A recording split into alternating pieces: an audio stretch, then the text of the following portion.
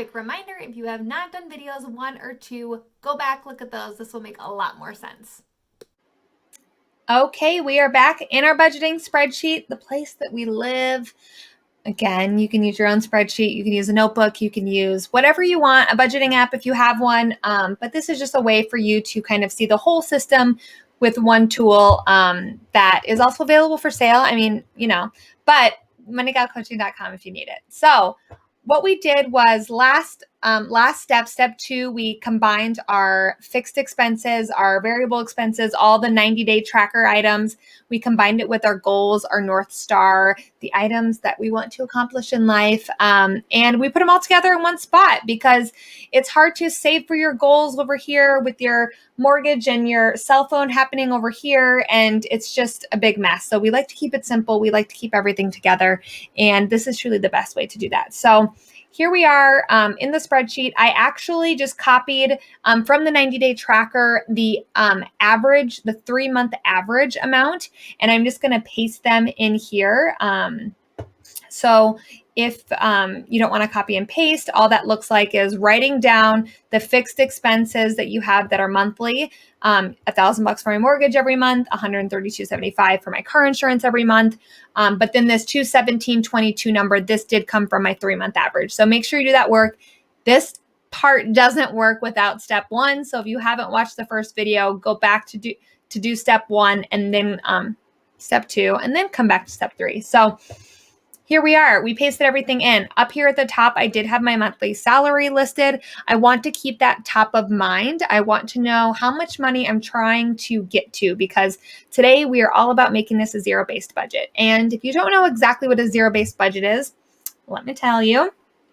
Your girl can talk. A zero-based budget is when you account for all of the money that you make in a month. So you might not necessarily, you won't be actually spending all of that money, but you want to make sure that you are being proactive and you are aligning it to what you want to accomplish, what you have to pay for, and all that sort of stuff. So if we make $3,000 a month, $3,000 of it is going towards a very specific thing, right? And in this budget, example, $1,000 of it is going towards my mortgage. $132.75 is going towards my car insurance. $217 of it is going towards my groceries, and so on and so on. You guys can read. But basically, that's just saying like, hey, this has to happen. My 90-day tracker. These are expenses that are happening no matter what. And then down here, I don't have anything in because these are my goals. And so with this example, I don't have all of my categories as I said in these videos before. So I do have quite a bit of money, $1,400 to play with towards my goals, which you will you will most likely not have that large of a number. That number might also be negative for you, and that is totally okay. This is why we're doing this, right? And so let's say you do have extra money that you need to play with. Then what you would do is you would say, okay, for the state fair, I want to have $300 a month, or $300, excuse me, for the entire state fair. So you would do $300 divided by, let's say you have 8 months until the state fair happens. I need to save $37.50 a month to get to that goal. So you would do $37.50. Let's say a wedding road trip. You would create a mini budget for this.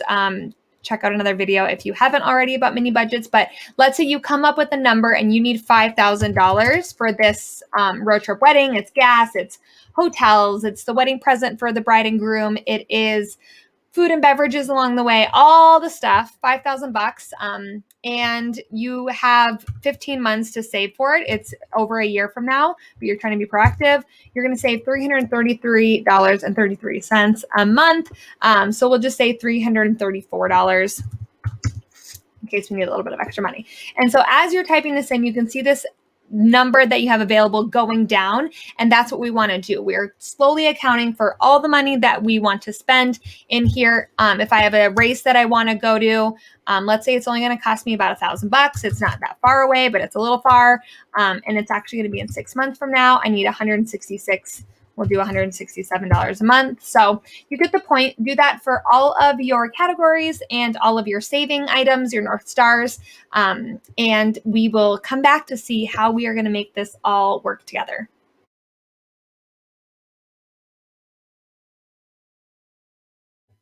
Okay, so for the sake of this exercise, I moved my salary actually down to $2,000 a month. This does the exact same thing as if you were to just have more categories in your budget. So whatever it looks like, I have $2,000 a month that I make. And right now I have categorized 211 or $2,111, excuse me. I have that amount budgeted for all of my spending categories in a month, which means that I'm negative $111. Not okay, because if we sustain this budget, we are just going into debt even further every single month, and that is definitely not what we want. So we're going to do a little bit of work to see what that looks like if we are over budget, and how we are going to fix it. So first, what I would do is I would take a look at all of your categories, just do a quick skimming and say, okay, is there anything that I don't really need? Maybe you decide a state fair and a road trip is enough this year. Or in the next year and a half. I can't really afford, honestly, to do a destination race. Maybe I'll pick something closer to home. Maybe I'll save this for a goal next year. So once the wedding is over, we could start saving for that. So you can kind of swap goals out.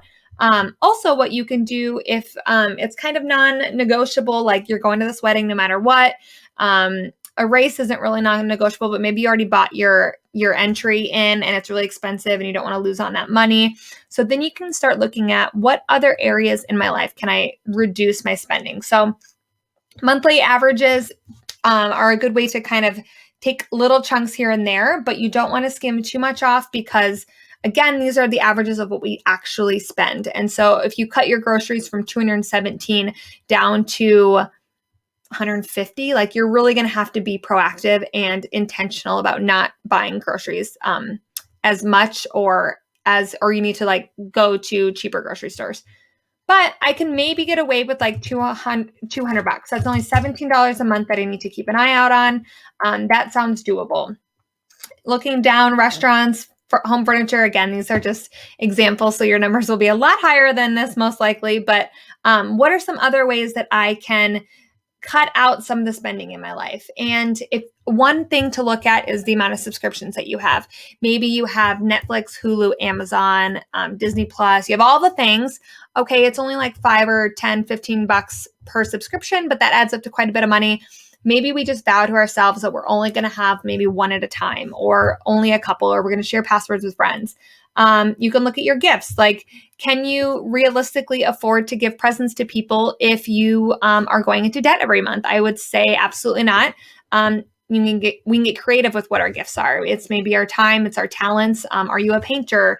Do you do ceramics? Can you give them a lesson in whatever your skill is? So you can maybe bring this down to $15 a month. And remember, this is monthly. And so those numbers are going to snowball if you're not spending money in this category every single month. Household supplies, I wouldn't budge this one too much because, again, that is something that's kind of non-negotiable. You need dish soap, you need laundry detergent, all that kind of stuff. Personal beauty, this number doesn't scare me. It's actually very, very low because it is only an example. But can you not buy the most expensive makeup for a little bit? Can you switch out products so that you only buy certain things certain times of year? Moral of the story is go down this list, get creative, and figure out what are some ways that I can get this number down to zero. So again, if I made this to zero, I'm at a positive, and I changed the destination race down to not saving for it currently. We're now positive $100, which is really great because when this number is positive, that means we can add your debt should already be in here. Let me preface that. But that means we can start tackling extra towards our debt, and we can start making progress in our savings goals, whether it's an emergency fund or what have you. But so that's kind of how we make this work for us. And we just kind of play this game back and forth, ping pong style, and we get it until it equals zero. And that's a zero-based budget. All of our money that is coming in is accounted for in our fixed bills, in our goals, in our debt, all the areas of life, so that we can start to make progress and we can ensure that we're still, accomplishing things that we want. So keep doing this work. You got this. And let me know if you have any questions.